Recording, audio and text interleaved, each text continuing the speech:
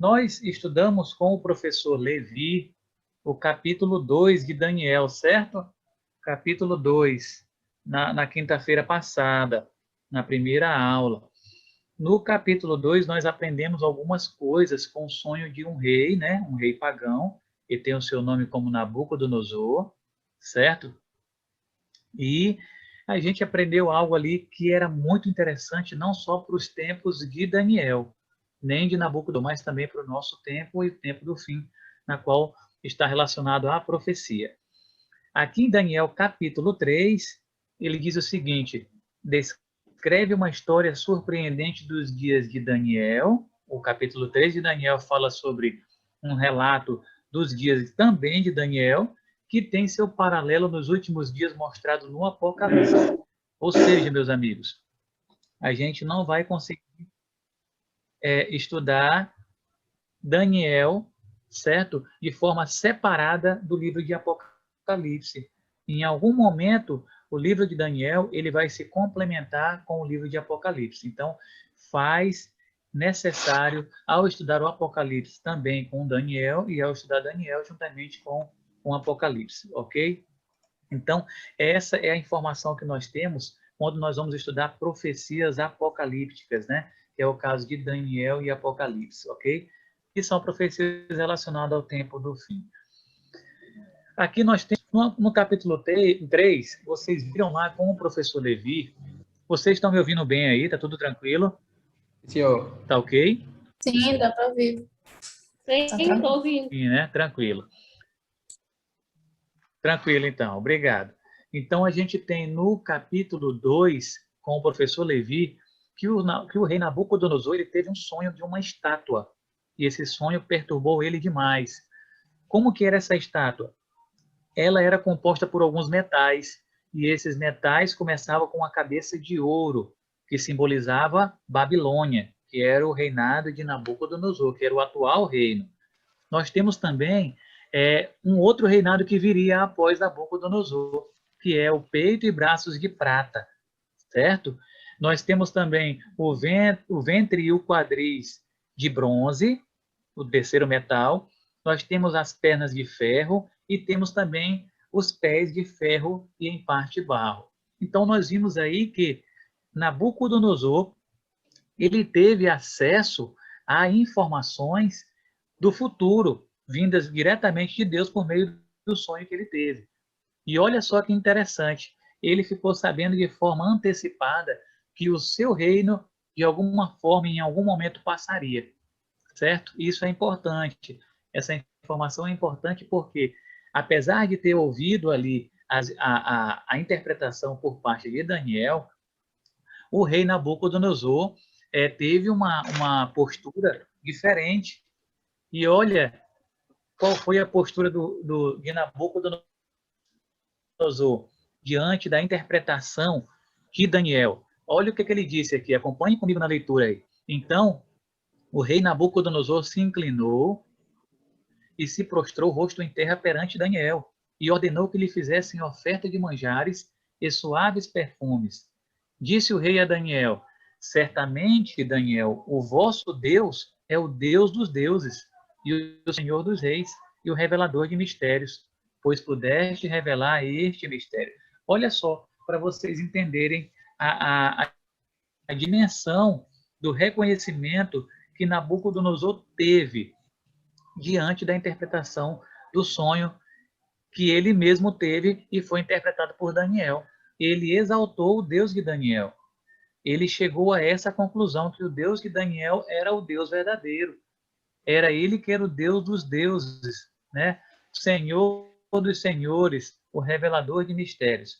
Mas, apesar de ter reconhecido que o Deus de Daniel era o Deus verdadeiro, algumas coisas aconteceram.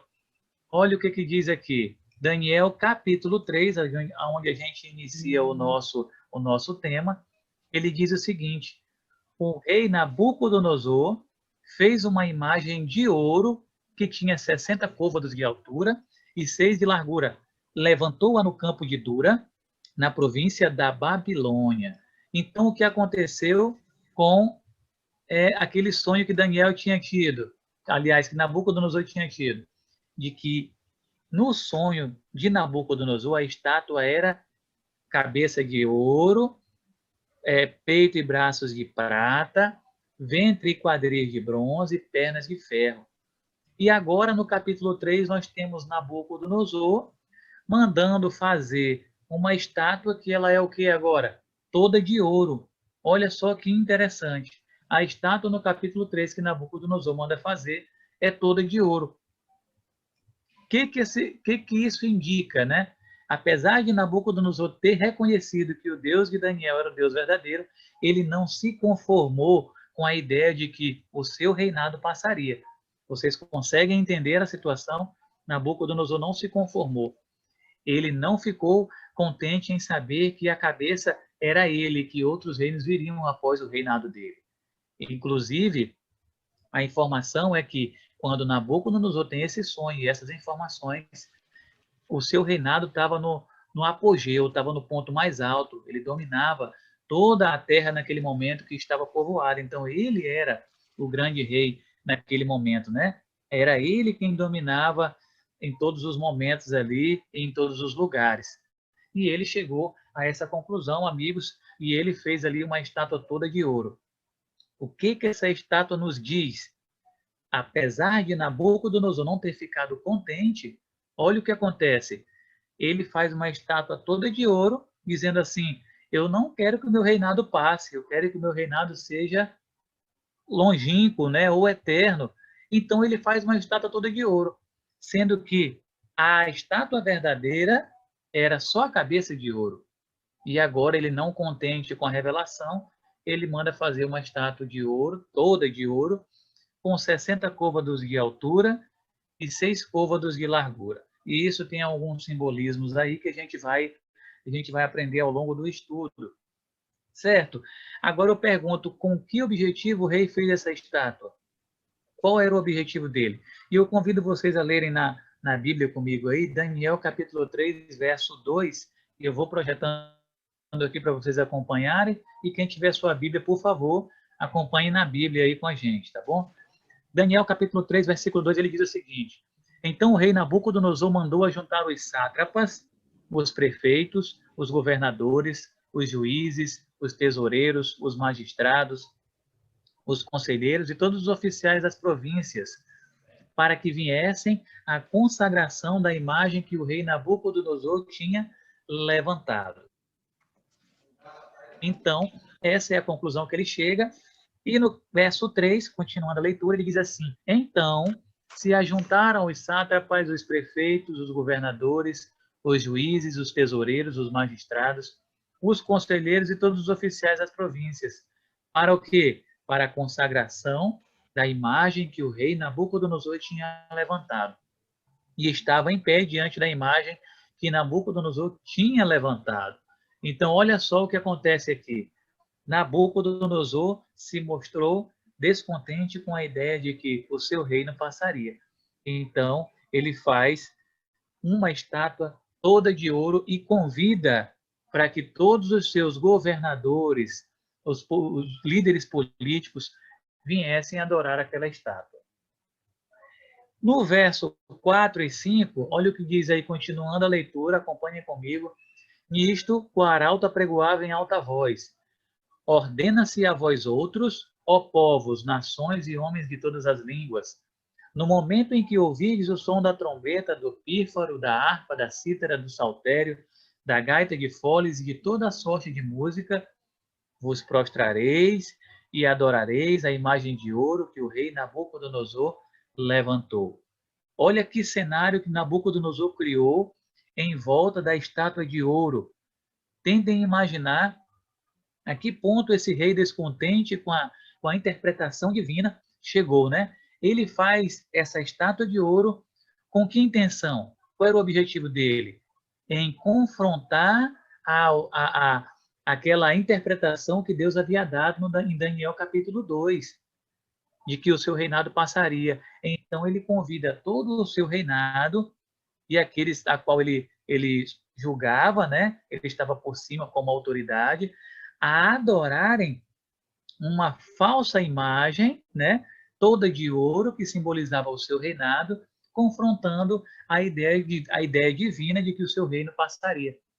Então, a gente vê aqui que Nabucodonosor, apesar de ter reconhecido que Deus era o Deus dos mistérios e o Deus verdadeiro, ele não ficou contente com a interpretação de Daniel.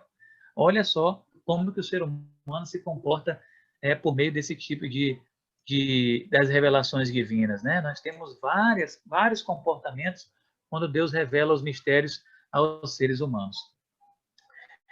E ele diz em Daniel, capítulo 3, verso 6, ele diz o seguinte: vem aí um decreto de morte, criando todo um cenário de adoração. Ele decreta que qualquer que não se prostrar e não adorar será, no mesmo instante, lançado na fornalha de fogo ardente. Olha só, nós temos aqui agora, apesar de ter criado uma adoração falsa, né, forçar o povo a adorar aquela imagem que Nabucodonosor levantou na província de Dura, ele diz que quem não adorar aquela imagem, simbolizando o seu reinado, será o quê? Jogado na fornalha de fogo ardente. Ou seja, será morto, né? A ideia mais clara é de o quê? Um decreto de morte, forçando a todo aquele que não se prostrar que fosse morto. Então, eu mostro para vocês aqui um resumo dessa apresentação para que vocês possam compreender de forma mais didática, tá bom? Ele diz que nós temos aqui, em primeiro lugar, um soberano poderoso. Quem é o soberano poderoso na história aqui? A história apresenta como quem? Nabucodonosor se colocando como um soberano poderoso. Nós temos também uma imagem falsa. Por que uma imagem falsa? Porque a imagem verdadeira, meus amigos, quem mostrou foi Deus a Nabucodonosor por meio do sonho, certo?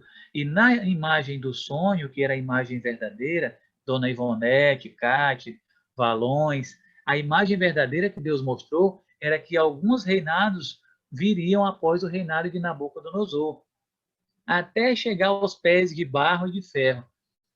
E agora Nabucodonosor levanta uma imagem falsa. Essa imagem que ele levanta toda de ouro não é a que Deus revelou. Número 3, nós temos uma adoração forçada. Ou seja, aqueles que não adorarem, né, seriam de alguma forma decretados, ou teriam que morrer. Ou seja, ou você morreria ou você adoraria. Uma adoração forçada, ela não era de forma por livre-arbítrio. Nós temos aqui também uma união da igreja com o Estado. Temos ou não temos? Nós temos aqui um líder político. Nabucodonosor era um líder, uma autoridade política, certo? Que dominava na época. Mas o que acontece? Ele cria um cenário de adoração em torno da estátua que ele levantou toda de ouro. Tanto é que ele chama ali pessoas que tocam vários instrumentos musicais. Então, isso dá a ideia de o quê? Uma adoração. Então, nós temos uma autoridade política e civil, juntando aqui uma adoração forçada com rituais de adoração, né, que nós temos, forçando as pessoas a adorarem aquilo que ele quer, que no caso a sua estátua, né, a sua imagem. E número 5, aqueles que não adorassem seriam o quê? Mortos. Essa é a penalidade para todo aquele que não adorasse aquela estátua. Então, creio que vocês estão entendendo até aqui. Estou tentando ser o mais claro e o mais breve possível. E, desde que vocês tenham aí alguma dúvida, por favor, abram o áudio. Dácio, por favor, não entendi isso aqui, a gente vai tentar sanar as dúvidas aí. Tranquilo? Isso poderia acontecer novamente? Isso de Daniel capítulo 3. Todo esse cenário, tudo isso que eu apresentei para vocês aqui no slide passado. Um soberano poderoso, uma imagem falsa, uma adoração forçada, a união da igreja com o Estado e pena de morte. Será que tudo isso poderia acontecer novamente ou só foi lá no tempo de Daniel, há 2.500 anos atrás? Né? Imaginem aí, será que aconteceria novamente esse cenário, Dácio? Será que em algum momento da história, no futuro, isso pode acontecer novamente? Olha isso já só, acontece na Coreia do Norte, por exemplo. Sim, Valões. É o Valões que está falando? Isso mesmo. Isso acontece, né? Acho que no Irã também e na China. Isso. Você fala em termos de adoração forçada, né? Sim. É isso? Isso mesmo. Sim. A gente tem alguns lugares acontecendo realmente, Valões. A gente tem isso. Só que aqui a gente pode ver, Valões, que isso aqui aconteceu, como é que eu posso dizer? Ah, tá. Abrangendo todas as pessoas que viviam na época, tá bom? Todas as pessoas que viviam na época foram forçadas de alguma forma a essa adoração. Nesse caso que nós temos que você citou, acontece realmente, sim, só que de forma isolada, né? Em algumas partes do mundo. Nós não temos de forma unânime acontecendo ao mesmo tempo. E chegará um momento da história em que isso acontecerá de forma igual em todos os lugares, tá bom? Então eu convido vocês a acompanharem comigo esse paralelo que a Bíblia nos traz. É por isso que a gente gosta muito das profecias, porque elas nos apontam para algumas coisas interessantes. Daniel e Apocalipse, como eu citei no início, existem paralelos entre esses dois livros. Eles são chamados de profecias apocalípticas, ou seja, relacionadas ao tempo do fim. Eles trazem aqui Apocalipse capítulo 13, versos de 11 a 18, nos mostra esse quadro aqui que eu gostaria que vocês olhassem aí e acompanhassem comigo. Em Apocalipse capítulo 13, eu vou falar de Apocalipse porque em Daniel a gente acabou de ver. Em Apocalipse capítulo 13, a partir do verso 11, nós temos um soberano poderoso também. Quem é esse soberano poderoso de Apocalipse 13, 11? Uma besta que emerge da terra e que vai dominar o mundo em algum momento, certo?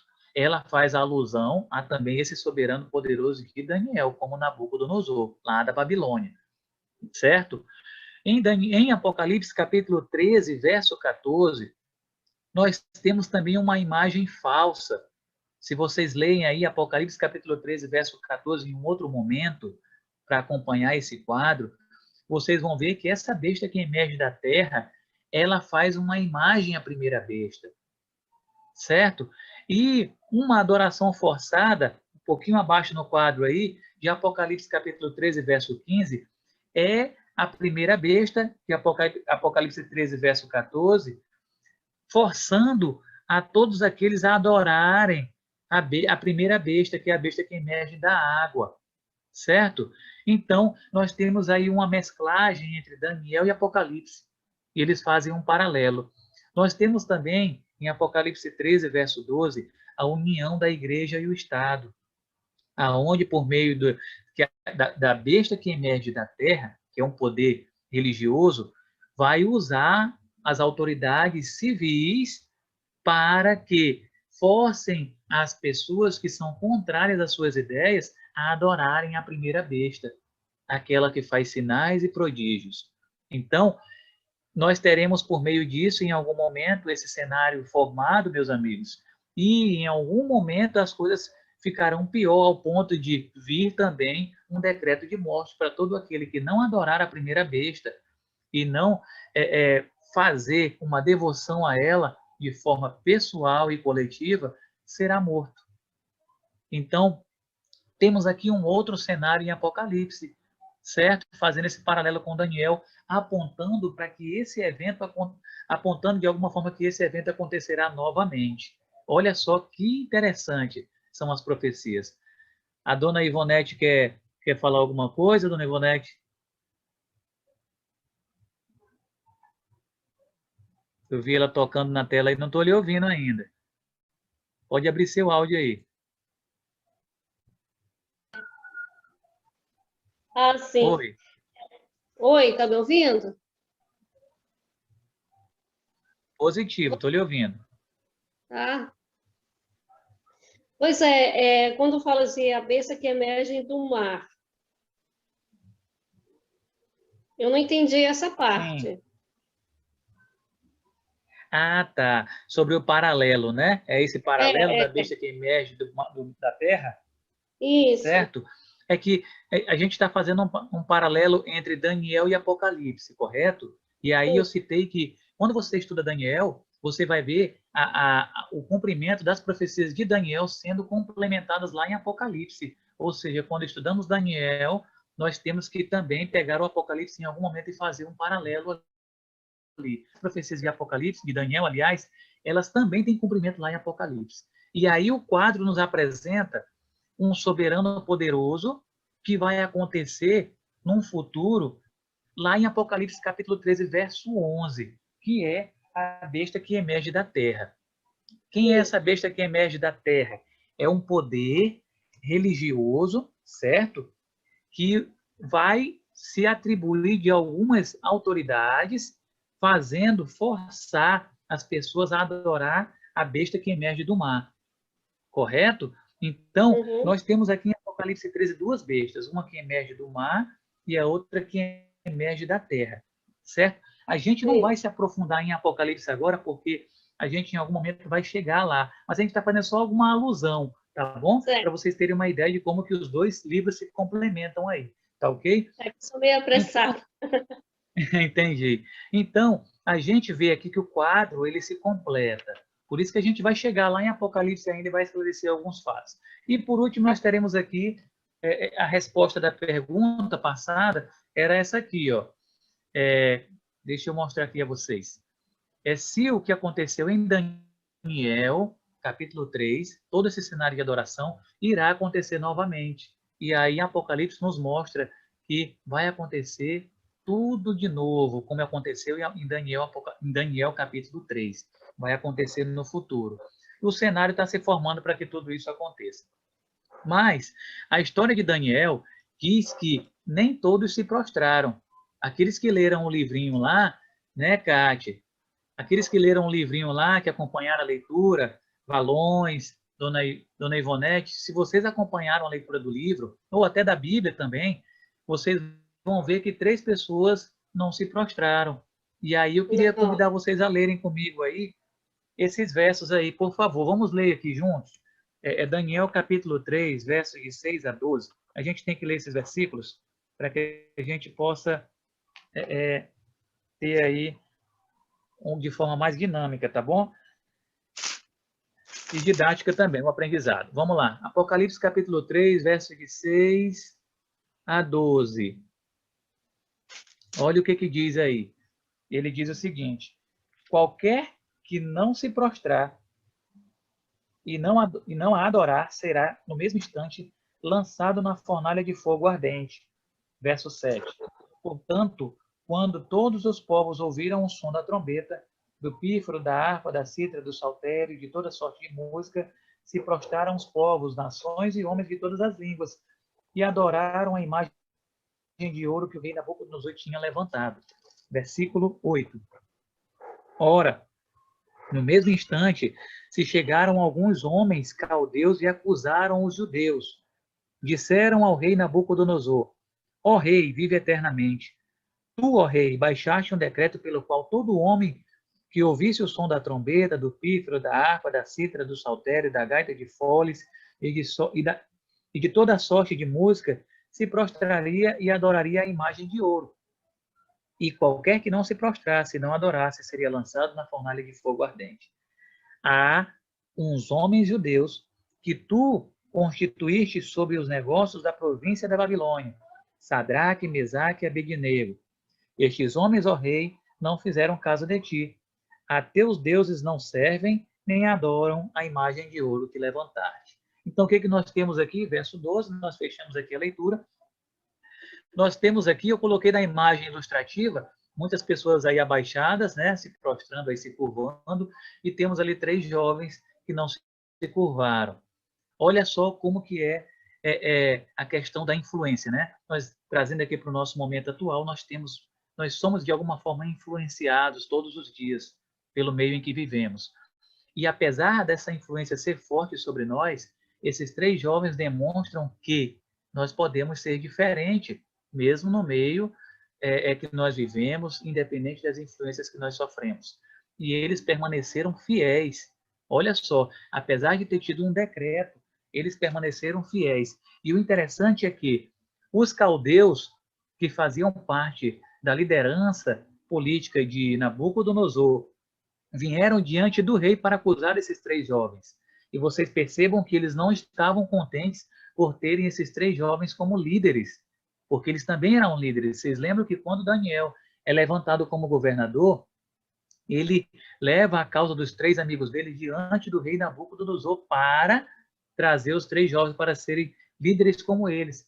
E aí os caldeus chegam diante do rei e os acusam, demonstrando assim uma certa não muito uma coisa não muito agradável diante dele, né? Eles não estavam se agradando da autoridade daqueles jovens e eles veem ali uma certa fidelidade. Nós vimos também mais um pouco adiante, nós não temos tanto tempo para ler todos os versos, mas eu queria ler com vocês que Nabucodonosor foi trago os 3 jovens diante dele. E o que ele fez? Ele deu uma nova chance, uma outra oportunidade, dona Ivonete. Foi dada uma outra oportunidade para que os jovens se prostrassem novamente. Tanto é que no verso 13 a 15, acompanhem comigo aí, no verso 13 a 15, ele diz assim, olha só, então Nabucodonosor, irado e furioso, mandou chamar Sadraque, Mesaque e Abednego, e trouxeram a estes homens perante o rei. Falou Nabucodonosor e lhes disse, é verdade, ó Sadraque, Mesaque e Abednego, que vós não servis a meus deuses, nem adorais a imagem de ouro que levantei? Agora, pois, verso 15, estáis dispostos, e quando ouvirdes o som da trombeta, do pífaro, da cítara, da harpa, do saltério, da gaita de foles, prostrai-vos e adorai a imagem que fiz. Porém, se não a adorardes, sereis no mesmo instante lançados na fornalha de fogo ardente. E quem é o Deus que vos poderá livrar das minhas mãos? Certo? E aí, dona Ivonete, Cátia, Valões e aqueles que nos acompanham aí, olha no verso 16 a resposta que os 3 jovens deram a Nabucodonosor. Versículo 16, esse aqui é o que me chama mais atenção. Eles responderam, Sadraque, Mesaque e Abednego ao rei, ó Nabucodonosor, quanto a isto, não necessitamos ir te responder. Se o nosso Deus a quem servimos quer livrar-nos, ele nos livrará da fornalha de fogo ardente e das tuas mãos, ó rei. Verso 18. Se não, fica sabendo, ó rei, que não serviremos a teus deuses, nem adoraremos a imagem de ouro que levantaste. Agora eu pergunto a vocês, que tamanha fidelidade foi a desses 3 jovens diante desse cenário, né? Que foi todo montado, é algo admirado, né? É coisa de assim, de uma tremenda fé, ao ponto de, em face da morte, não temer a própria vida. E olha que às vezes nós tememos coisas menores. O mais interessante é isso. Trazendo aqui uma aplicação bem rápida, uma reflexão. Às vezes em coisas grandes nós não caímos, mas nós perdemos em coisas pequenas. É ou não é? Nós nos deixamos levar por coisas menores e a gente vê que, em face da morte, de uma provação ainda maior, nós, de alguma forma, não teremos fé suficiente para suportar. E aí esses 3 jovens deixam aqui algumas lições interessantíssimas para nós, de que, se nós formos fiéis, Deus recompensa a nossa fidelidade. Olha que interessante. Deus recompensa a nossa fidelidade. Se formos fiéis a Deus, ele nos recompensará. Nem todas as vezes, perdão, nós seremos livres da fornalha ou de algum acidente ou de alguma coisa. Mas em meio a todo esse cenário confuso, Deus promete que estará conosco naquele momento. Então, Daniel 3:24, ele diz o seguinte, acompanhe comigo aí. Então o rei Nabucodonosor se espantou e se levantou depressa. Por quê? Porque ao olhar para a fornalha, lá para dentro, o que ele viu? Ele se admirou porque lançaram lá dentro 3 homens. E quando ele foi olhar, quantos homens tinham lá? 4, né? Tinham 4 homens naquela fornalha. Tornou ele e disse, verso 25, eu, porém, vejo 4 homens soltos, que andam passeando dentro do fogo, sem nenhum dano. E o aspecto do quarto é semelhante a um filho dos deuses. Então, vocês percebam aqui que Nabucodonosor, com seus próprios olhos, Dona Ivonete, Cátia, Valões, eles viram ali algo diferente. Além de terem lançado 3, eles viram ali 4. E o quarto era semelhante ao Filho dos Deuses. Interessante que Nabucodonosor conseguiu perceber, né? E ele chega lá e diz o seguinte, verso 26, então, chegando-se Nabucodonosor à porta da fornalha de fogo ardente, falou dizendo, Sadraque, Mesaque e Abednego, servos do Deus Altíssimo, saí e vinde. Logo, Sadraque, Mesaque e Abednego saíram do meio do fogo.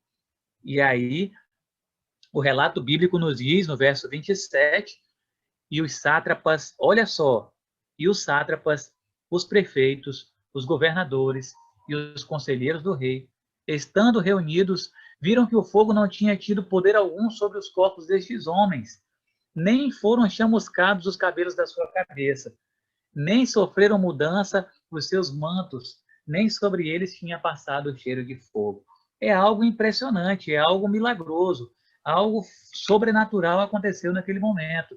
E a gente vê, eu queria enfatizar com vocês aqui, se vocês perceberam que Nabucodonosor criou um cenário de adoração a uma estátua, a uma imagem que ele criou, e que a atenção era dobrada e forçada somente para aquela imagem relacionada a Nabucodonosor. Mas, no fim da história, todos foram tragos a se prostrarem diante do quê? Do milagre a qual Deus tinha feito por meio dos 3 jovens. Olha só que interessante. Na adoração, todos os líderes e autoridades tinham que estar ali e se curvar. Agora, quando os 3 jovens saem da fornalha, o que acontece? Toda a liderança é impelida a vir ver o milagre que Deus tinha feito por meio dos 3 jovens. Então, vocês percebam aqui que Deus tem mil e umas maneiras de agir, de formas diferentes, de atrair a atenção do ser humano. Então, olha só que coisa interessantíssima, né? E aqui o relato diz assim, eu queria mostrar para vocês essa profecia que já falava a respeito disso. Olha só o que diz aqui Dona Ivonete, Cate, Valões. Olha o que a profecia diz aqui a respeito das provações e dos momentos difíceis que a gente pode passar na vida, como esses 3 jovens passaram ali. Ela está em Isaías 43, verso 2. Ela diz assim, quando passares pelas águas, eu serei contigo. Quando pelos rios, eles não te submergirão. Quando passares pelo fogo, não te queimarás, nem a chama arderá em ti. Isaías 43, verso 2. Então, Isaías, há um tempo atrás, profetizou a respeito de que, em algum momento, provações virão para nos tentar e, de alguma forma, a nossa fé cambalear e balançar. Mas, em meio às provações, a promessa de Isaías é de que Deus estará conosco lá dentro da fornalha de fogo. Entendeu? Dona Ivonete, tá tudo claro até aqui? Cate, Valões, tudo tranquilo? Tá claro? Aí Sim. podemos seguir adiante. Lembrando que nós temos aqui Daniel capítulo 3 e capítulo 5, tá bom? Então eu estou tentando ser o mais breve aqui para a gente poder não tomar tanto tempo. Mas Eu coloquei esse... Oi, diga. E se a gente tiver dúvidas durante a semana, vai dar tempo de expor essa dúvida aqui? Durante a Dá aula? tempo. Sim, a senhora pode colocar no grupo. Pode mandar um áudio lá, mande um áudio para a gente. Olha, professor Márcio, professor Levi, eu estou com dúvida nessa passagem aqui, nesse relato. Tranquilo, e a gente vai procurar responder o mais breve possível, tá bom? Porque às vezes a gente não tem realmente todo aquele tempo, né?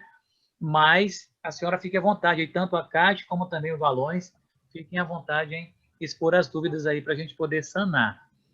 Eu coloquei aqui uma cronologia de Daniel, para vocês terem uma ideia mais ou menos de em que tempo isso aconteceu, né? O capítulo 1 em 605, o capítulo 2 em 602, o intervalo de tempo aí entre um capítulo e outro. O capítulo 2, o sonho de Nabucodonosor em 602, nós temos o capítulo 3 que nós estudamos agora, em 594, ou seja, o capítulo 3 aconteceu cerca de 8 a 9 anos depois do sonho da estátua de capítulo 2 de Daniel. O capítulo 4 e o 5 nós entramos agora, né, que é o período ali de cativeiro que o povo de Israel passaria. Então, nós temos aí 3 cativeiros, né?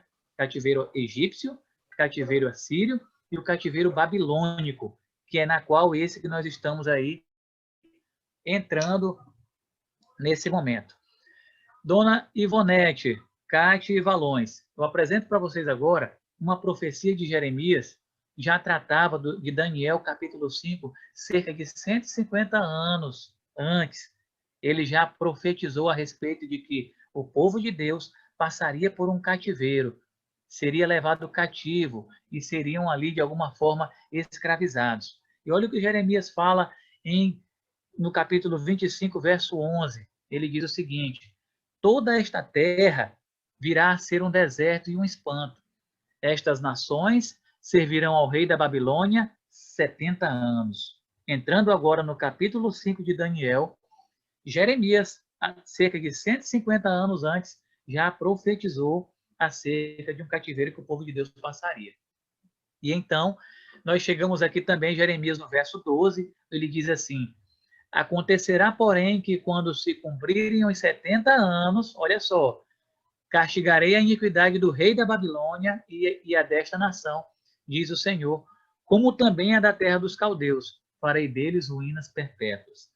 Essas aqui são profecias que fazem alusões tanto ao povo de Deus, como também à Babilônia. Assim como ela escravizou o povo de Deus por 70 anos, o tempo de reinado de Babilônia terminaria, como Daniel capítulo 2 nos indicava lá atrás. Vamos lá, então. Isaías 45, verso 1, também nos traz uma profecia relacionada ao capítulo 5 de Daniel, que ele diz de um libertador, um rei que viria e derrubaria o império de Nabucodonosor. Esse mesmo rei de Daniel, capítulo 2 e capítulo 3. Olha o que Isaías falou aí, dona Ivonete. Cátia e Valões. Assim diz o Senhor ao seu ungido, a Ciro, a quem tomo pela mão direita, para abater as nações ante a sua face, e para descingir os lombos dos reis, e para abrir diante dele as portas, olha só, que não se fecharão. Apesar de Ciro não ser um israelita, não ser um judeu, Deus chama Ciro de seu pastor nessa profecia. Diz que ele é o seu braço direito, a quem tomo pelo braço direito. Ele iria abater as nações e o Senhor mesmo seria com ele. Olha que interessante, né?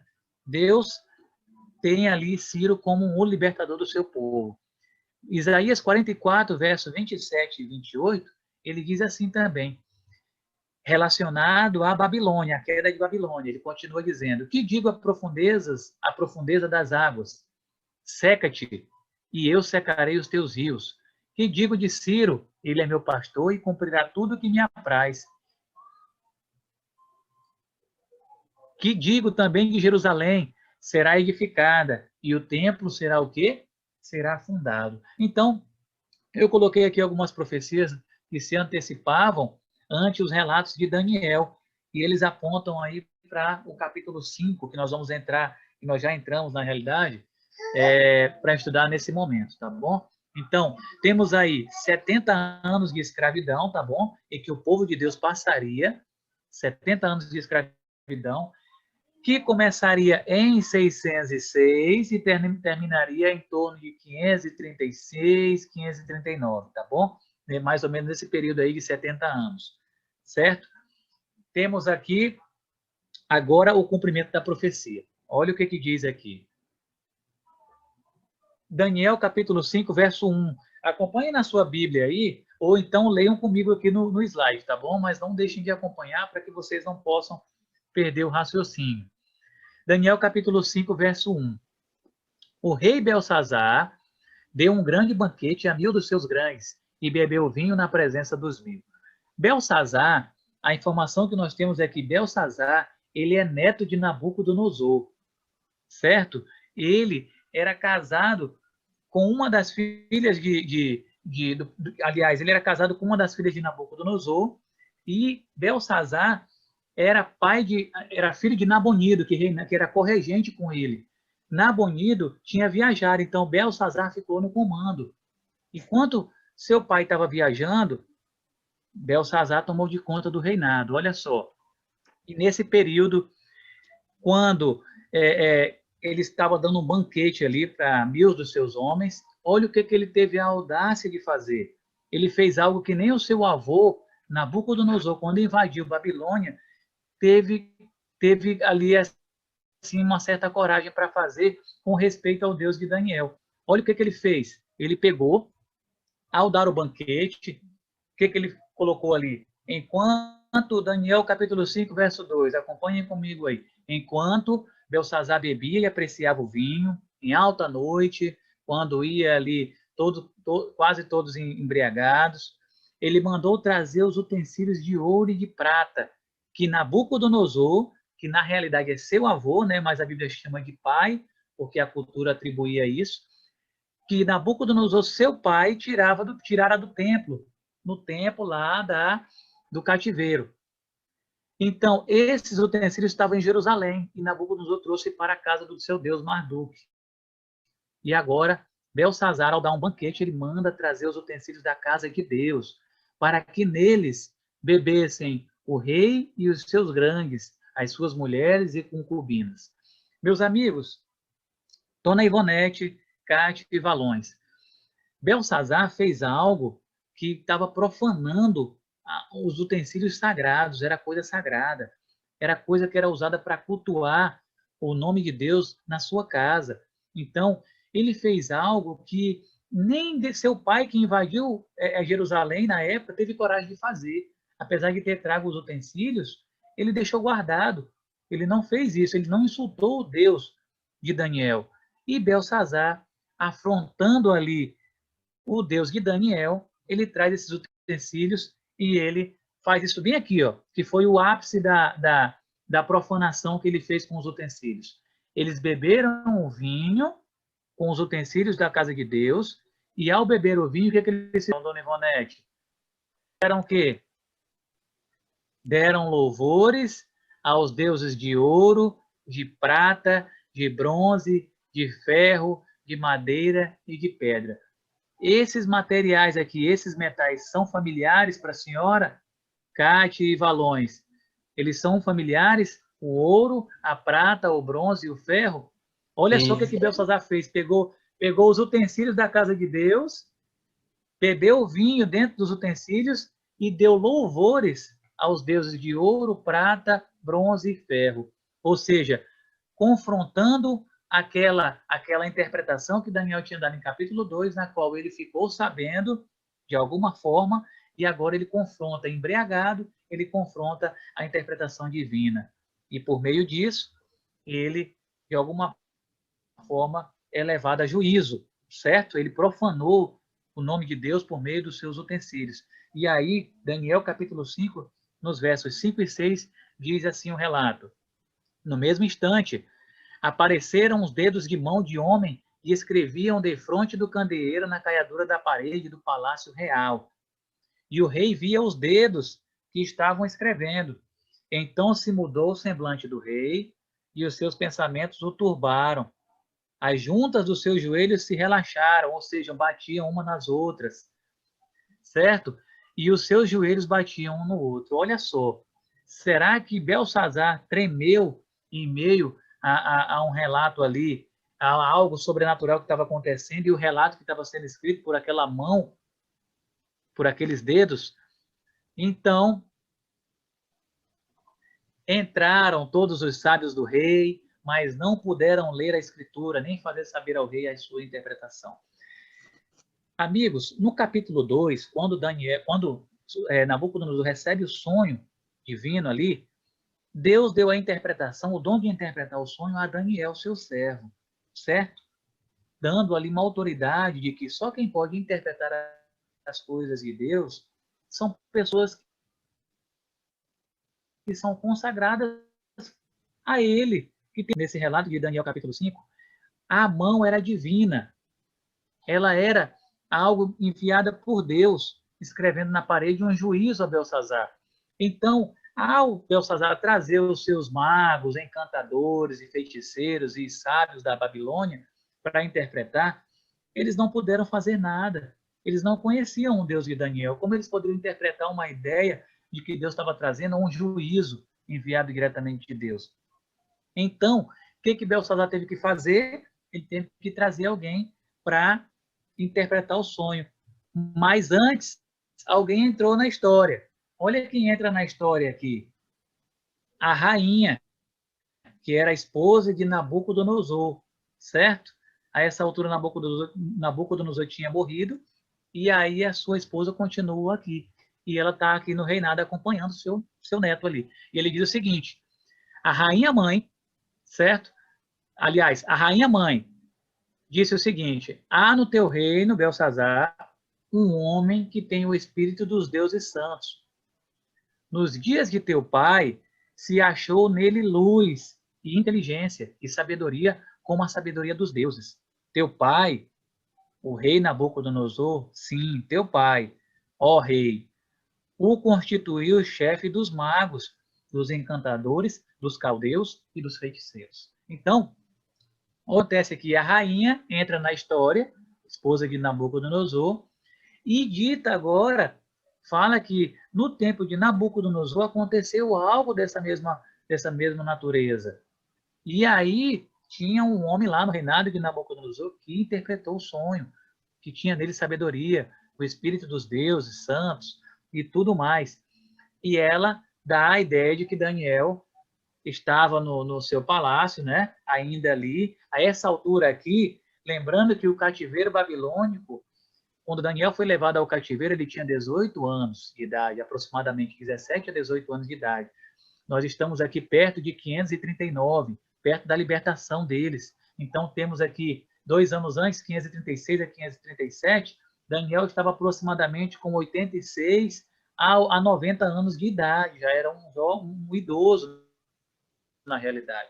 Então, Daniel entra na história. Eu coloquei aqui uma imagem para vocês de Nabucodonosor no seu palácio, olhando o seu palácio. E em Daniel capítulo 4, que nós não vamos estudar, mas vocês podem ler o relato ali de Nabucodonosor, que quando ele passeando pelo seu palácio, ele admira tudo o que ele fez e as obras das suas mãos. E ele chega em Daniel capítulo 4, verso 30, ele diz assim, se vangloriando, né? Não é essa a grande Babilônia que eu edifiquei para a casa real e com todo o meu poder para a glória da minha majestade? E no mesmo instante, acontece também um juízo com Nabucodonosor. Deus, de alguma forma, aparece ali e diz que ele seria cortado do seu reino. E aí Nabucodonosor se comporta como um animal e é levado para viver entre os animais. E 7 anos depois ele volta são, reconhecendo que Deus é o Senhor, é Ele que reina, estabelece reis e tira reinos, é Ele quem tira e põe, entendeu? Ele quem comanda os tempos. E aí, quando Daniel entra na história aqui com Belsazar, esse é o paralelo que eu queria fazer com vocês. Quando Daniel entra aqui na história, ele cita o exemplo do pai dele, do avô dele. Olha, nos dias do teu avô aconteceu isso, isso, assim, mas tu sabia disso, Belsazar, mas nem tu sabendo desse relato, tu não teve coragem de dar glória ao Deus do céu, e ainda assim tu faz tudo isso que tu fez, pegou os utensílios e deu louvores a teus deuses, confrontou o Deus do céu. Então, olha o que diz aqui. Eu queria mostrar para vocês a escritura na parede, e ele diz o seguinte, Daniel capítulo 5, verso 24 e 25. Ele diz assim, então da parte dele foi enviada aquela mão que traçou esta escritura. Esta, pois, é a escritura que se traçou. Mene, mene, tekel e parsim. Daniel 5, capítulo 5, verso 24 e 25. E olha a interpretação. Mene, esta é a interpretação daquilo. Mene, contou Deus o teu reino e deu cabo dele, se tratando de Belsazar. Olha o juízo que foi dado a ele. Contou Deus o teu reino e deu cabo dele. Tekel, pesado foste na balança e achado em falta. Pérez, dividido foi o teu reino e dado a quem? Aos medos e aos persas. Olha só, a profecia de Daniel capítulo 2, agora sendo de forma mais clara, explanada aqui em Daniel capítulo 5, como um juízo ao rei da Babilônia, que agora é Belsazar. Com isso, naquela mesma noite, verso 30 e 31 do capítulo 5, naquela mesma noite foi morto Belsazar, rei dos caldeus. E Dario, o Medo, com cerca de 62 anos, se apoderou do reino. Então, qual a estratégia que foi usada aqui pelos Medo-Persas para invadir o reino de Babilônia, essa grande fortaleza? Eles são o rio Eufrates, né? Na realidade, cercaram não, eles desviaram o curso do rio, e com isso as águas baixaram, e quando as águas baixaram, Dario entrou com todo o seu exército pelas portas da frente, as portas estavam abertas, e com a água pelo joelho. E quando ele entrou lá, encontrou todos eles embriagados, e numa só noite eles foram mortos, e Babilônia caiu.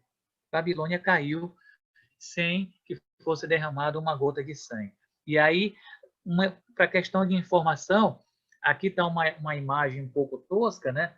Mas o rio Eufrates era aquele que alimentava a grande fortaleza, ele passava por dentro de Babilônia, certo? Então, ele alimentava. Ao ele ser cortado, né? Babilônia, o rio secou-se, e aí Babilônia perdeu o seu suprimento, e de alguma forma ali, de forma milagrosa, as portas estavam abertas, e Dario entrou com todo o seu exército ali, dando fim e dando cabo ao reinado de Babilônia, tá bom?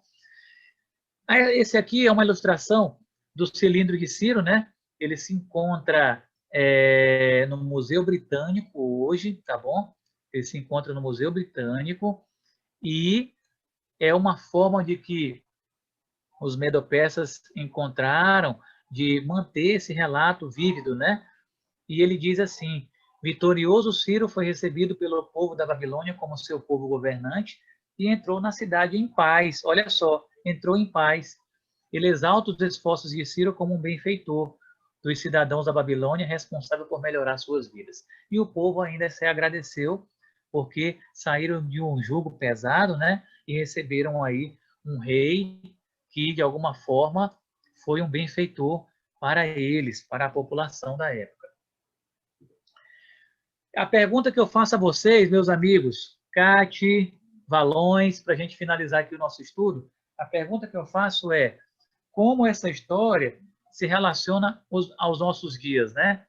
E aí eu trago aqui Apocalipse capítulo 18, verso 2 a 4. Como eu citei, a gente não pode estudar Daniel sem Apocalipse, sem o Apocalipse, né? Sem o livro do Apocalipse. E aí eu faço aqui uma menção a essas passagens. E peço que vocês acompanhem comigo aí, tá bom? Olha o que diz Apocalipse capítulo 18, verso 2 e 3. Ele diz assim: então exclamou com potente voz, dizendo: caiu, caiu a grande Babilônia, e se tornou morada de demônios, covil de toda espécie de espírito imundo, e esconderijo de todo gênero de ave imunda e detestável. Pois todas as nações têm bebido do vinho do furor da sua prostituição. Olha só, continuando aqui a passagem. Então exclamou com potente voz, dizendo: caiu, caiu a grande Babilônia e se tornou morada de demônios, covil de toda espécie de espírito imundo, esconderijo de todo gênero de ave imunda e detestável. Pois todas as nações têm bebido do vinho do furor da sua prostituição. Com ela se prostituíram os reis da terra, também os mercadores da terra se enriqueceram à custa de sua luxúria.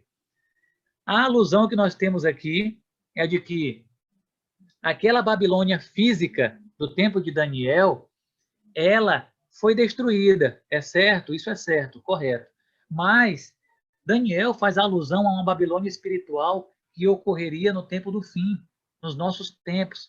Essa Babilônia espiritual existe e ela vai reinar em algum momento. Ela já reina, né? Só que não de forma tão ampla como a profecia cita, pelo menos até agora.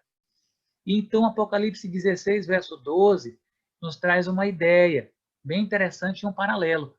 Olha só, derramou o cesto a sua taça sobre o grande rio Eufrates, cujas águas secaram, para que se preparasse o caminho dos reis que vem do lado do nascimento do sol. Na profecia de Daniel, o rio Eufrates secou. E o que aconteceu? Babilônia se tornou fraca, né? E a água baixou, então Dario conseguiu entrar com a água pelo joelho.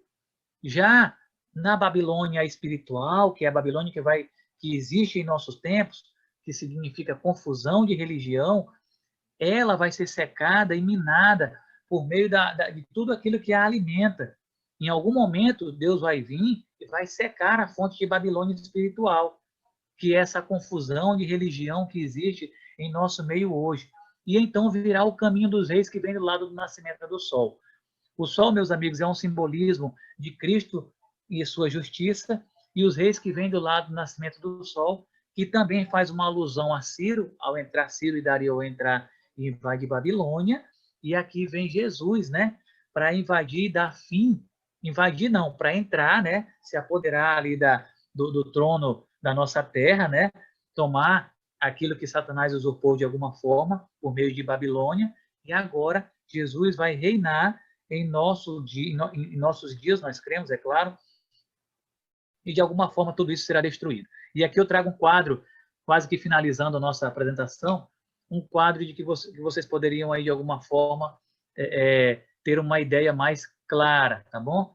E mais didática também. Babilônia física do tempo de Daniel simboliza também uma Babilônia mística que existe em nossos dias. Ciro é uma espécie de libertador naquela época, foi uma espécie de libertador que libertou o povo de um jugo, né, da Babilônia. E Cristo também será o nosso libertador no tempo do fim. O rio Eufrates foi secado e também de Cristo secará as fontes que fortalecem a grande Babilônia, que é essa confusão de religião nos nossos dias atuais. Os reis do Oriente, né, que faz uma alusão a Ciro também vindo e invadindo Babilônia. E Cristo e seus anjos serão aqueles que virão do lado do sol, do nascente do sol, simbolizando a justiça, e virá e trará justiça ao nosso mundo, nos dando assim libertação do pecado e de um jugo, né? De um jugo de morte e de más influências que o mundo nos traz. Aqui nos traz uma certeza e uma esperança que eu queria trazer para vocês também. Apocalipse 18, verso 4, diz o seguinte: ouvi outra voz do céu, dizendo: retirai-vos dela, povo meu, para não serdes cúmplices em seus pecados e para não participar dos seus flagelos. Dona Ivonete, Cate e Valões. Essa promessa, esse convite é para todas aquelas pessoas que se encontram em algum lugar, eu digo em algum lugar porque existem diversas religiões, mas que não praticam a verdadeira devoção e consagração a Deus, certo? Ele faz um convite: retirai-vos dela, povo meu, para não ser cúmplices em seus pecados e para não participar dos seus flagelos. Os flagelos aqui é uma indicação às pragas que serão derramadas em cima daqueles pecadores que de alguma forma confrontam o poderio de Deus, a justiça de Cristo. Então ele faz uma alusão: sai dela, povo meu. Se você está num lugar que não prega a verdade, que não fala de Cristo, que não leva você a um encontro com Deus, a uma consagração, uma devoção a esse Deus verdadeiro, a Bíblia faz um convite a você: sai dela, povo meu. Porque nós acreditamos, apesar de termos uma denominação, de que Deus tem pessoas sinceras em todas as religiões, em todas as denominações. Deus tem pessoas sinceras. Em algum momento, ele vai tirar elas de lá, mas ele faz um convite. Qual é o convite que ele faz? Sai dela, povo meu. E ele convida você que se de alguma forma não está satisfeito com as mensagens desse lugar, dessa igreja, dessa denominação, dessa religião, o convite é: sai dela, povo meu, enquanto há tempo, porque não haverá, em momentos futuros, a oportunidade de sair. Então, o convite é agora. E o convite que a gente faz a vocês, Dona Ivonete, Cate e Valões: sai dela, povo meu, né? É isso que Deus fala a cada um de vocês, que se de alguma forma estiverem aí em algumas práticas que são contrárias aos princípios bíblicos. A Bíblia convida você a também sair dessas práticas, tá ok? Por aqui eu vou finalizando. Eu queria saber se o nosso tempo está quase que esgotado. A gente passou muito aqui. Faltam 13 para as 9 horas. E eu queria ver com vocês como é que foi aí, como é que estão as dúvidas. A gente tem aqui o seu Sebastião, A gente tem aqui a Simone, que não deu para me ver ali enquanto eu estava com o slide apresentando. A gente tem aqui a Dona Ivonete, a Cate, o Valões. Deus faz um convite a todos nós, né? A você que está aí insatisfeito, que está percebendo que alguma prática aí na sua denominação, na sua religião é contrária aos princípios bíblicos. Deus faz esse convite. Sai dela, povo meu. E eu pergunto a vocês, ficou alguma dúvida, Dona Ivonete, Cate? Alguma dúvida que a gente possa sanar, de forma rápida ali, para a gente poder finalizar o nosso estudo? Eu fiquei com a dúvida em relação ao capítulo 3. Sim, Valões. No caso, o Filho dos deuses ali é Jesus Cristo ou simplesmente um anjo? É o próprio Cristo. É o próprio Cristo, Valões. É uma menção que a gente faz, que ele na sua, vamos supor assim, ignorância, né, por não conhecer, por crer em vários deuses, então ele olha um com um aspecto diferente e o que ele diz? Esse aí é semelhante a um filho dos deuses. Tem algo diferente nele. Só que, como é um rei pagão, né, se tratando de um rei pagão, ele atribui a filho de deuses, né, como se fosse ali, quem sabe, algo diferente. Certo? Obrigado. Certinho aí. Mais alguém? Dona Ivonete? A senhora queria falar algo? Sim, Não? mas Sim? Pode falar. assim, é como você disse, cada religião tem alguém sincero diante de Deus. Tá. Minha pergunta é o seguinte, muita gente fala assim, mas você está procurando a igreja por causa de Deus ou por causa das pessoas? Porque é complicado você estar numa igreja onde as pessoas, umas querem saber mais do que as outras e parece que é uma competição, entendeu? Não é um servir a Deus, é uma competição. Quem é que vai ganhar a vida eterna primeiro aqui? Entendeu? Mais Entendi, ou menos. entendi, Dona Ivonete. Mas a senhora viu a ideia que eu soltei, né? Deus, a ideia bíblica, né? Eu coloquei aqui. Deus tem pessoas sinceras em outras religiões. Deus tem pessoas sinceras. E em algum momento essas pessoas vão ouvir a voz dele, o convite dele, e vão sair de lá porque vão perceber que algo está errado. E aí vão se encontrar, não em uma outra religião, mas vão se encaixar ali nos princípios bíblicos e por esses princípios bíblicos vão se juntar a um outro rebanho maior, né? Maior, eu digo assim, que será um só rebanho que Deus vai ter, que Cristo terá nesse momento, e ele mesmo será o pastor. Então, não terá ali naquele momento, não terá placa de igreja, não terá igreja A, B ou C, vai ser o rebanho de Cristo, vai ser um povo que se encaixou dentro dos princípios bíblicos e será liderado pelo pastor supremo. Correto? Certo. Certo? Certinho, né? Mais Certo. alguém? Podemos finalizar então com uma oração? Podemos? Tá tudo tranquilo aí, né? Então, convido vocês aí a fecharem os olhos e dirigirem os pensamentos ao trono do nosso Deus e que vocês possam aí orar junto comigo, tá bom? Agradecendo pelo estudo e desde já eu também agradeço vocês. Vamos orar então. Oremos. Pai querido que está no céu, nós louvamos o teu nome pelos diversos relatos e milagres que nós tivemos aqui por meio do livro de Daniel. Obrigado porque para saber dos acontecimentos futuros, nós não precisamos ir em nenhuma outra fonte desconhecida. Nós só precisamos abrir a tua palavra e ter dedicação, esforço e disposição para aprender diretamente do Deus infinito, o Deus que conhece o futuro, o Deus que conhece todas as coisas, que nos criou para saber o que vai acontecer. E o Senhor já revelou na tua palavra o que vai acontecer no fim de todas as coisas. Nós sabemos, estamos estudando, porque nós queremos aprender e queremos também seguir a esse Deus verdadeiro.